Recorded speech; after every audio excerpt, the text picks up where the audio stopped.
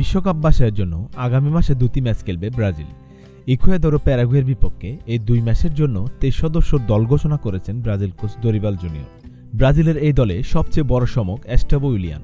17 বছর বয়সী এই ফুটবলার প্রথমবারের মতো ডাক পেয়েছেন জাতীয় দলে।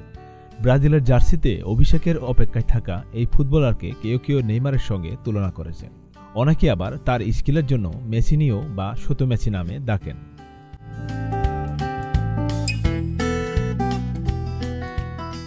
গত বছরের ডিসেম্বরে ব্রাজিলিয়ান ক্লাব পালমেরাসের মূল দলের হয়ে অভিষেক হয় এস্টেভোর।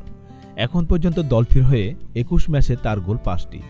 পরিসংখ্যান আহামরি না হলেও নিজের প্রতিভা ও সামর্থ্য দিয়ে ইতিমধ্যে নজর কেড়েছেন তিনি। বার্সেলোনা, বায়ার্ন মিউনিক, পিএসজি এবং ম্যানচেস্টার সিটির মতো ক্লাবের সঙ্গে লড়াইয়ে জিতে গত জুনে এস্টেভোর সঙ্গে চুক্তি করেছে চেলসি।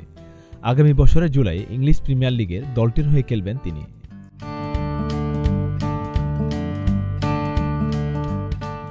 এস্টেভোর মতো প্রথমবার জাতীয় দলে ডাক পেয়েছেন 23 বছর বয়সী লুইস এহিগ। বাদ পড়েছেন বার্সেলোনার ফরোয়ার্ড রাফিনিয়া। আর্সেনালের ফরোয়ার্ড গ্যাব্রিয়েল মার্তিনেলিও জায়গা পাননি দলে। আগামী 6 সেপ্টেম্বর গড়ের মাঠে ইকুয়েদরের মুখোমুখি হবে তারা। 4 দিন পরে খেলবে প্যারাগুয়ের মাঠে।